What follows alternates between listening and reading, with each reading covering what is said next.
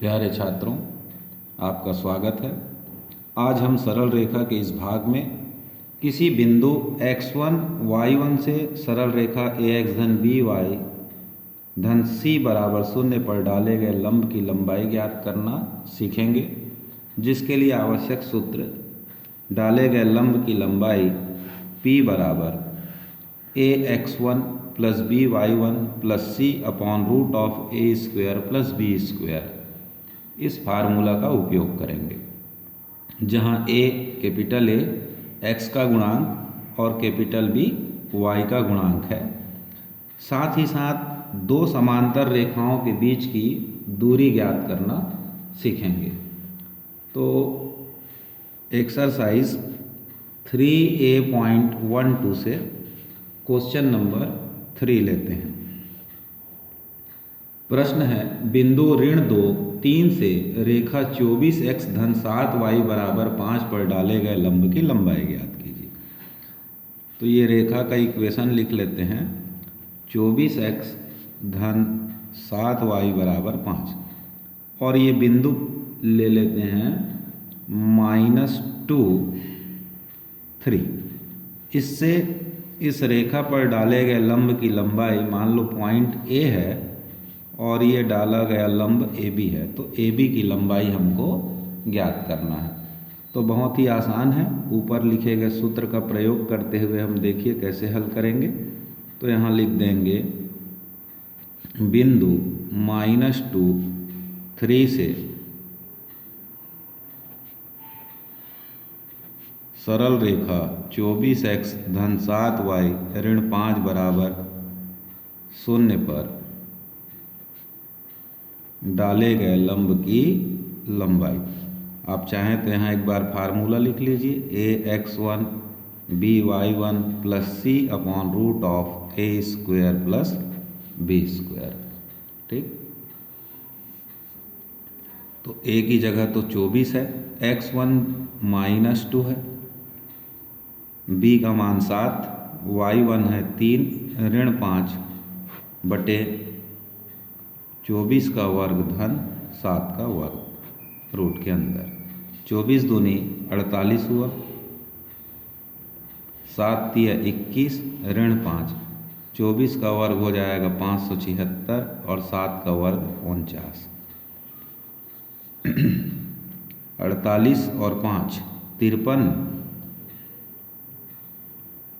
धन 21 और नीचे हर को जोड़ दीजिए तो 625 हो जाता है। 3 में से 1 गया 2 और यह आया 32 और 625 का वर्गमूल हो जाएगा 25। तो ये डाले गए लंब की लंबाई आ रहा है ऋण 32 बटे 25। चूँकि दूरी कभी ऋणात्मक नहीं होती है, इसलिए डाले गए लंब की लंबाई का मान होगा 32 बटे 25। ठीक है, अब हम देखते हैं चौथे प्रश्न में दो समांतर रेखाओं के बीच की दूरी ज्ञात करना। तो इसमें चौथे का दूसरा दिया हुआ है 8y बराबर 6x ऋण 7 और दूसरी रेखा दी गई है 3x ऋण 4y बराबर 5। ये हो गया 1, ये हो गया 2। अब इन दोनों समांतर रेखाओं के बीच की दूरी ज्ञात करने के लिए हम क्या करेंगे, ये मान लीजिए रेखा 1 हुआ और ये हो गया दूसरी रेखा। ठीक है, हम मूल बिंदु ले लेंगे 0 0 से पहली रेखा पर डाले गए लंब की लंबाई को P1 कह देंगे और दूसरी रेखा पर डाले गए लंब की लंबाई को यहाँ से यहाँ तक नाम दे देते हैं P2 और P2 से P1 को माइनस कर देंगे। अब ये तो पता नहीं है कि पहली रेखा ऊपर है या दूसरी रेखा, इसलिए जिसका भी मान बड़ा आएगा उससे हम छोटे मान को घटा लेंगे, या घटाने के बाद मान लो ऋणात्मक आ जाता है तो दूरी ऋणात्मक नहीं होती करके उसे धनात्मक ले लेंगे। परंतु सवाल बनाने का लॉजिक क्या है कि मूल बिंदु से क्रमशः दोनों रेखाओं पर हमको क्या खींचना होगा, लंब। तो देखते हैं इसका हल। मूल बिंदु 0 0 लेंगे और समीकरण 1 जो 8y बराबर 6x ऋण 7 था उसको ऐसा लिख सकते हैं 6x ऋण 8y ऋण 7 बराबर 0 पर डाले गए लंब की लंबाई, इसको P1 कहते हैं। अब डालना लंब कहाँ से है? 0 0 से, तो 6 गुणित 0 8 गुणित 0 ऋण 7 बटे 6 का वर्ग धन ऋण 8 का वर्ग। तो ये शून्य हो गया, ये शून्य हो गया। यहाँ पर हमको मिलेगा ऋण 7, 6 का वर्ग 36, 8 का 64। इसको हल करेंगे तो ऋण 7 बटे 64 और 36 100 का वर्गमूल हो जाएगा 10। ठीक, फिर समीकरण 2 हमारा था 3x ऋण 4y बराबर 5, तो 3x ऋण 4y बराबर 5 को इधर ले आएंगे तो ऋण 5 पर मूल बिंदु 0 0 से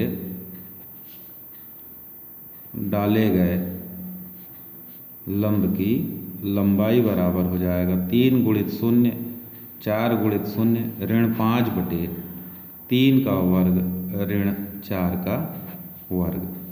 तो हर में देखेंगे 4 का वर्ग 16 और 3 का वर्ग 9, 25, 25 का वर्गमूल होगा 5 और अंश में मिला ऋण 5। दोनों को कटा दिए तो -1 आया, इसलिए दूरी बराबर हो जाएगा P1 माइनस P2। तो ऋण 7 बटे 10 ऋण 1 करेंगे, इसको हल करिए तो LCM हो जाएगा 10, तो ऋण 7 धन 10 बराबर आ गया 3 बटे 10। ये हमारा आंसर होगा।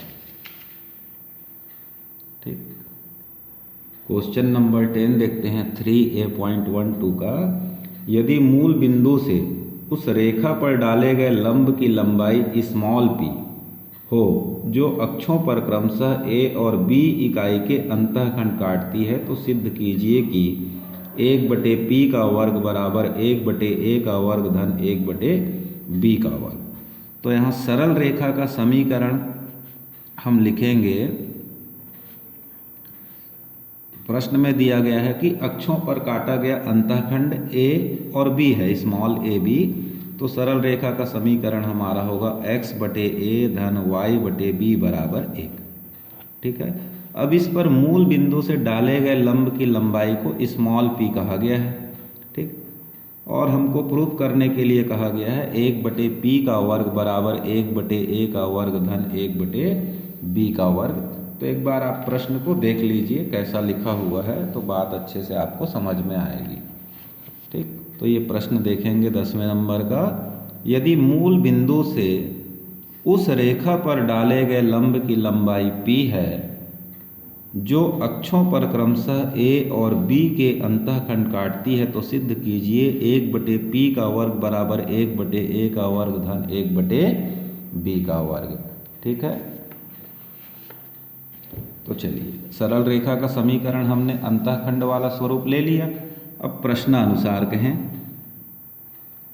तो प्रश्नानुसार क्या है, इस पर मूल बिंदु से डाले गए लंब की लंबाई, तो AX1 होता है फार्मूला, तो A की जगह क्या है 1/A into 0, 1/B into 0 -1 upon root के अंदर क्या लिखते हैं x के गुणांक का वर्ग यानी 1 बटे A का वर्ग धन 1 बटे B का वर्ग बराबर डाले गए लंब की लंबाई को क्या बताया गया है स्मॉल p। अब सीधा तिर्यक गुणा कर दीजिए आप तो, और हर p को हर में भेज दो, तो 1 बटे A गुणित 0 0 हो गया, 1 बटे B गुणित 0 भी 0 हो गया। ठीक, तो ये p नीचे आते ही ऋण 1 बटे p हुआ और इधर हो जाएगा √1/A² प्लस 1/B²। दोनों पक्षों का वर्ग करेंगे तो 1 बटे p का वर्ग बराबर आ गया 1 बटे A का वर्ग धन 1 बटे B का वर्ग इति सिद्धम। ठीक है, तो ये बहुत ही सरल है पर काफ़ी इम्पॉर्टेंट है क्वेश्चन। इस एक्सरसाइज में ये 2-3 बार पूछा गया है, अलग अलग ढंग से इसको हल भी किया गया है पीछे उदाहरणों में, पर सबसे सरल और अच्छा तरीका यही है। तो इसको आप थोड़ा ध्यान रखेंगे और बना करके एक बार देख लेंगे। इसी एक्सरसाइज से क्वेश्चन नंबर 7 दिया हुआ है कि किसी त्रिभुज के शीर्ष, तो एक त्रिभुज बना लेंगे यहाँ, 0 0 है, ए नाम दे दिया, बी है 1 2 और सी है -3 3।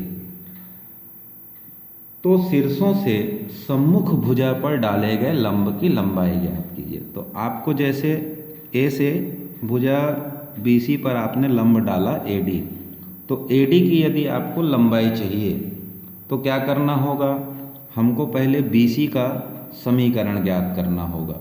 और BC का समीकरण ज्ञात करने के लिए हम कौन सा फार्मूला इस्तेमाल करेंगे, y minus y1 y2 minus y1 upon x2 minus x1 bracket में x माइनस x1। इस फार्मूला से हम रेखा BC का समीकरण निकाल लेंगे और फिर उसके सम्मुख शीर्ष क्या है 0 0, तो 0 0 से उस रेखा पर डाले गए लंब की लंबाई निकालेंगे, जिससे क्या निकलेगा AD।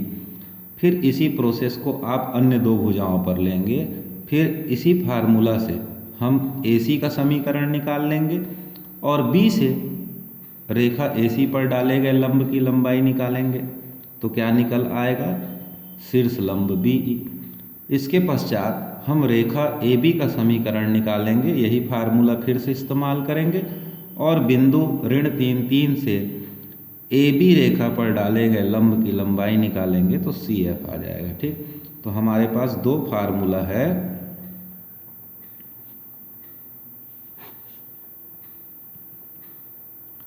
तो इस सूत्र से तो हम भुजा का समीकरण निकाल लेंगे और दूसरे शीर्ष से भुजा के सम्मुख शीर्ष से रेखा पर डाले गए लंब की लंबाई निकालेंगे। तो इस प्रश्न को आप हल करके देखिएगा, बहुत ही आसानी से आप इसको हल कर सकेंगे। बेसिक बनाने का तरीका यहाँ पर मैंने आपको बताया। ठीक है, फिर देखते हैं सरल रेखा चैप्टर का लास्ट एक्सरसाइज है 3A.13। यहाँ पर लगभग 5-7 प्रश्न दिए गए हैं, जिसको बनाना कैसे है देखते हैं।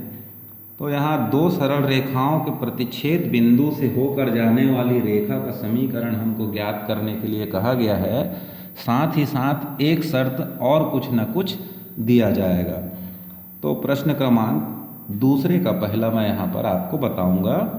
रेखाओं 2x धन y बराबर 1, 3x ऋण y धन 5 बराबर 0 के प्रतिच्छेद बिंदु से होकर जाने वाली उस रेखा का समीकरण ज्ञात कीजिए जो रेखा 3x ऋण 2y बराबर 0 के समांतर है। तो देखिए इसको हल कैसे। तो सरल रेखाओं 2x धन y ऋण 1 बराबर 0 और 3x ऋण y धन 5 बराबर 0 के प्रतिच्छेद बिंदु से होकर जाने वाली रेखा का समीकरण आपको लिखना हो, तो आप पहले रेखा के समीकरण को यूँ लिख लीजिए, ब्रैकेट में प्लस लेमडा लगाइए और दूसरी रेखा के समीकरण को लिख करके बराबर 0 लीजिए और इसको दीजिए नंबर 1। यहाँ पर जितने भी प्रश्न हैं कि दो रेखाओं के प्रतिच्छेद बिंदु से होकर जाती हैं, तो आप सभी सवालों में पहला लाइन ऐसे ही हल करेंगे। पहली रेखा का समीकरण धन लेमडा गुणित दूसरी रेखा का समीकरण बराबर 0 लेकर के इक्वेशन नंबर 1 दे देंगे। ठीक है, अब हम आगे की शर्त के अनुसार फिर इसको हल करेंगे। तो यहाँ पर दिया गया है कि यह रेखा एक दी हुई रेखा के समांतर है। तो समांतर रेखाओं की प्रवणताएं चूँकि बराबर होती हैं, तो सबसे पहले हम इसकी प्रवणता निकालें। तो अभी यहाँ x का गुणांक कहूँगा तो 2 है कि 3 है, बताने में थोड़ा दिक्कत हो रहा है, तो पहले इसको थोड़ा एडजस्ट करिए। देखिए कैसे एडजस्ट करेंगे।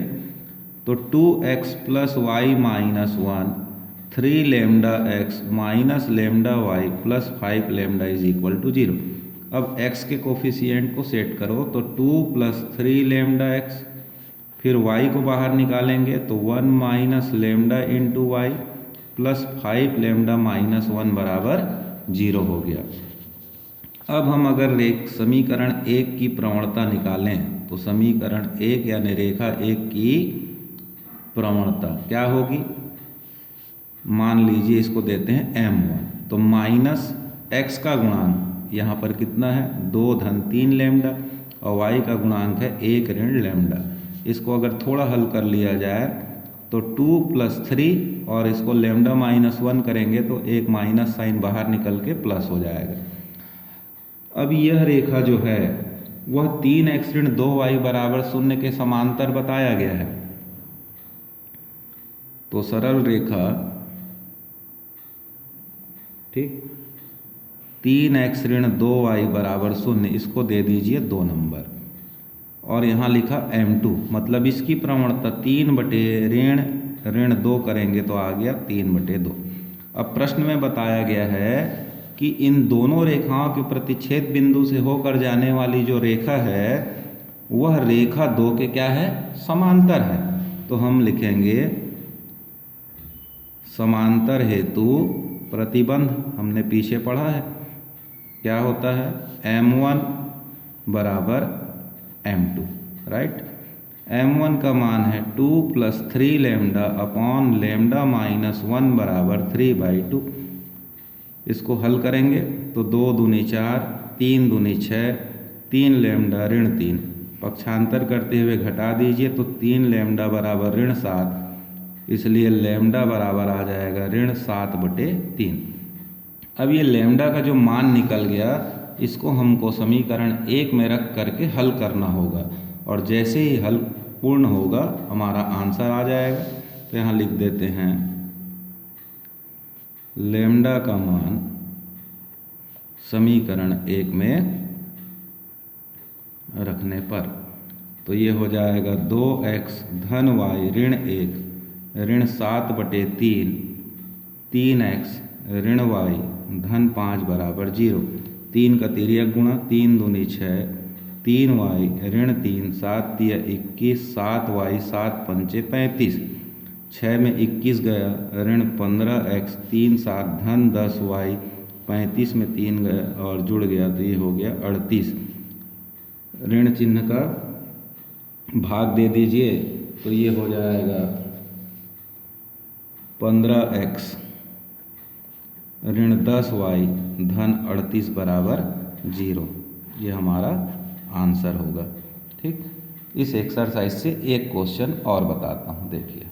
ठीक, तो इस एक्सरसाइज का 7वां अंतिम प्रश्न है वो ले रहे हैं, बाकी सब सरल है। आप एक बार प्रयास करिए, नहीं बनेगा तो कमेंट्स बॉक्स में आप भेज देंगे, क्वेश्चन नंबर सॉल्व करके दिया जाएगा।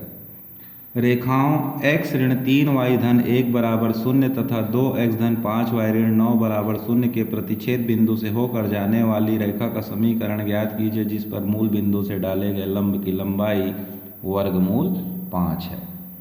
तो सबसे पहले हल में देखेंगे x ऋण 3y धन 1 = 0 और 2x धन 5y ऋण 9 = 0 के प्रतिच्छेद बिंदु से होकर जाने वाली रेखा का समीकरण।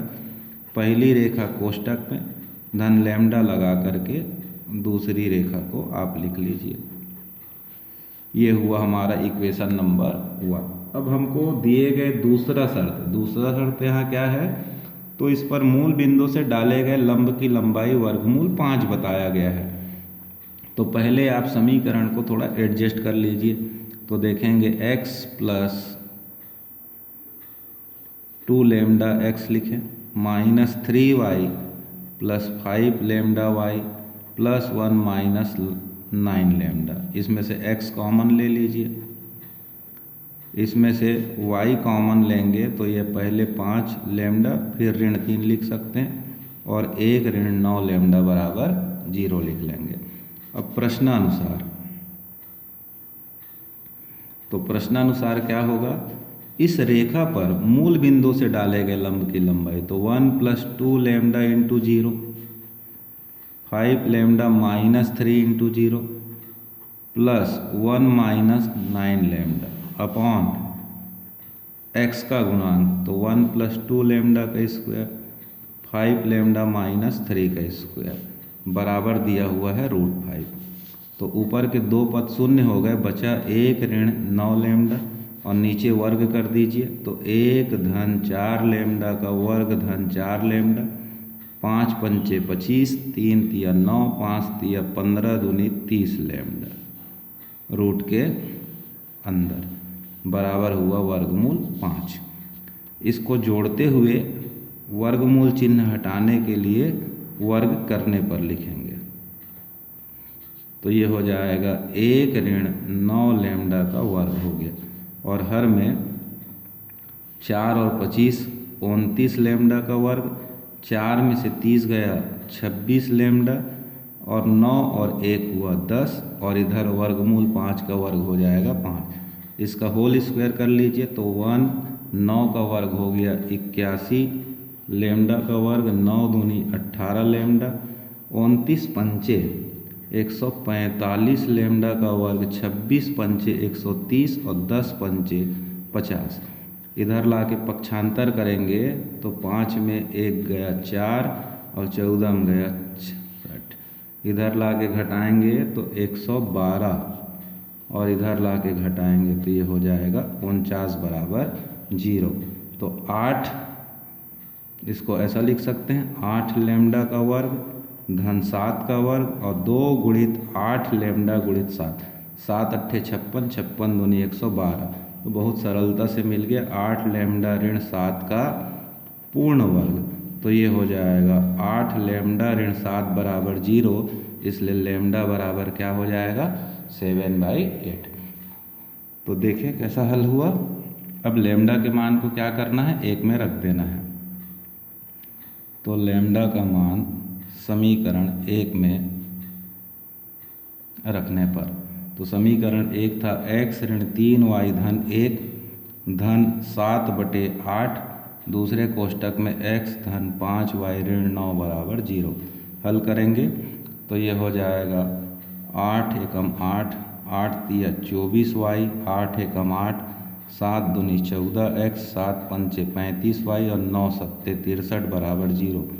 14 और 8 22x, 24 और 35 को हल करेंगे तो धन 11y, और 63 में 8 गया ऋण 55 बराबर 0। सभी गुणांक 11 से डिविजिबल है, तो 11 दूनी 11 एकम 11 पंचे 55 बराबर 0। ये हमारा आंसर होगा। यहाँ पर हमारा सरल रेखा का टॉपिक जो है पूरा होता है।